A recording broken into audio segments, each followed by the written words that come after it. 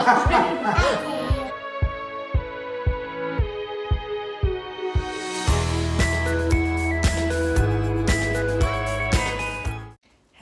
guys! Today's video is gonna be super duper fun.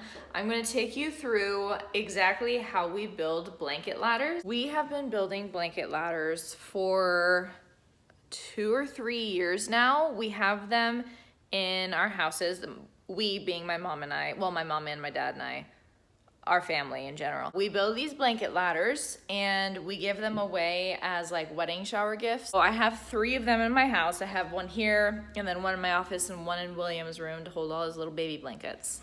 So I want to show you how we build them because it's taken a little bit of trial and error and we kind of have it streamlined to like a super good system on how we do it. And I thought this would be a super duper fun video.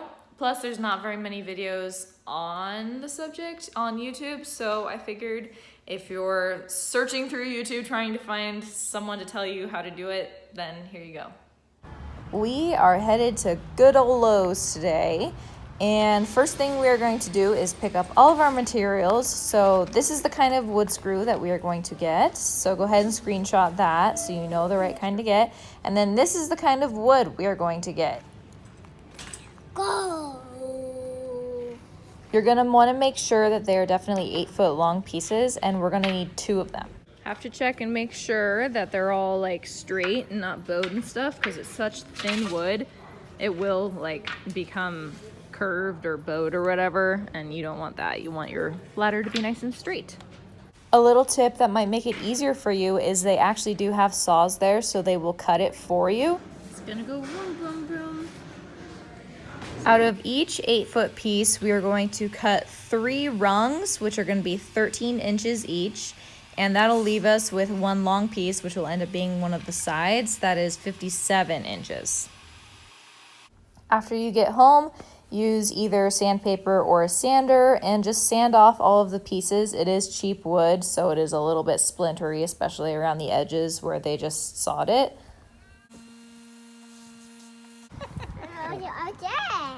Yeah. What'd you think of that? See, that's a sander. I'm gonna unplug it, close that up, and we'll go put it away, okay? Say put it away. I did, boo boo. I'm done with that part. All done, boom, boom. So now that we are totally done prepping the wood, we're ready to think about assembling our ladder. So we're gonna measure it out and we are going to place little marks so we know where we're gonna put our rungs. We like to do 5 rungs, even though we have 6 cut, we typically like to do 5. For the outermost rungs, we are going to place marks 2 inches in from the ends. And then we're gonna find center and we're gonna place a mark there for the 3rd rung. And then for number 4 and 5, we're just gonna find center between those as well. Oh, 2, yeah.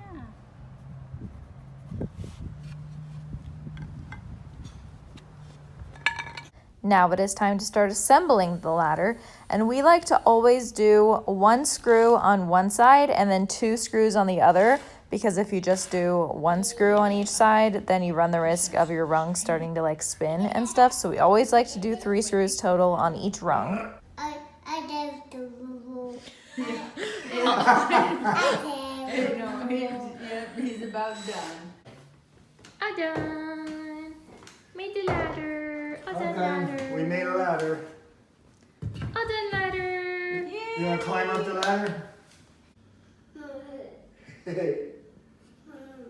don't know if he could reach his leg. Yeah, they might be too far Yeah, away. he can do it. Go ahead.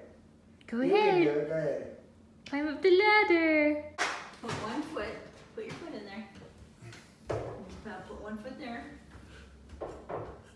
There you go. There you go.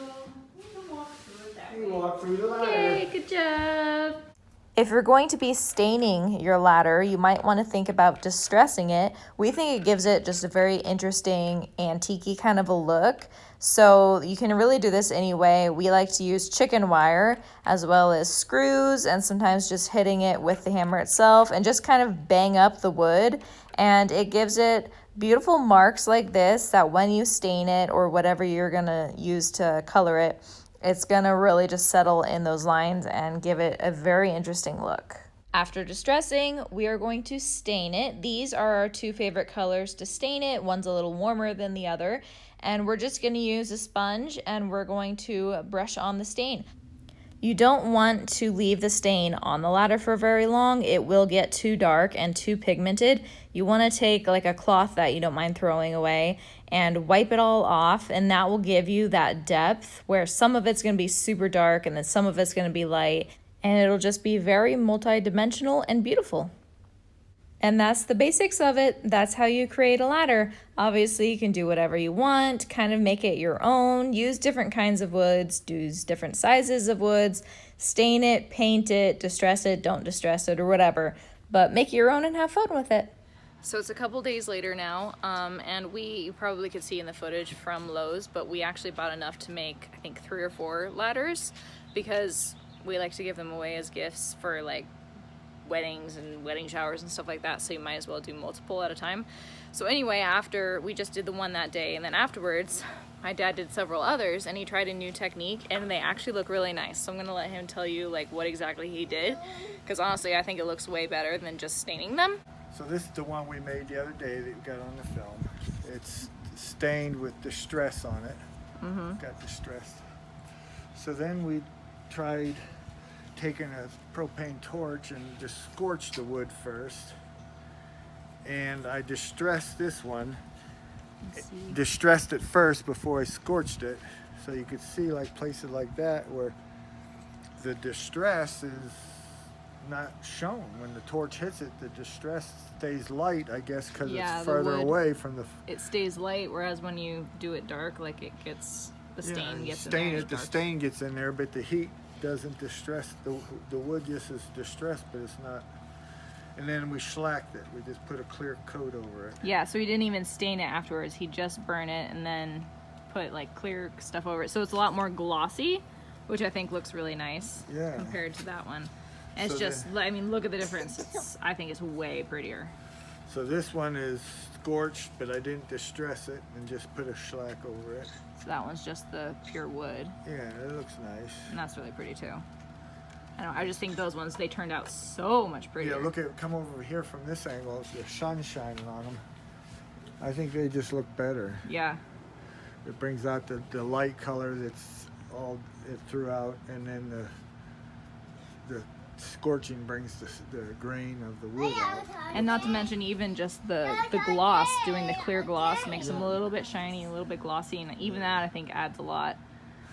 So this one was scorched, and then we just put a light, I don't know what it is, I think it's called Early American stain on it. Yeah, so it's not a super like deep stain like that one. It's just a super duper light, kind of a golden oak. I'm thinking if I put the gloss on it, it might highlight it and bring the colors out a little better too. So we might do that a little later. So there was some different techniques. They turned out pretty nice. I like them. Yeah, I think it turned out really pretty. So I just want to show you guys that because that's totally different. Turned out so pretty. And then obviously you can just paint it if you want them to be like a certain color or something. But yeah. Editing Liz here. I totally forgot to do an outro, but anyway, I hope you really liked this video. Let me know if you give it a go, and I really want to see pictures of it and stuff like that. If you're new to the channel, please like and subscribe and leave a comment. Let me know what you thought. And yeah, thanks for watching, guys, and I'll see you next time.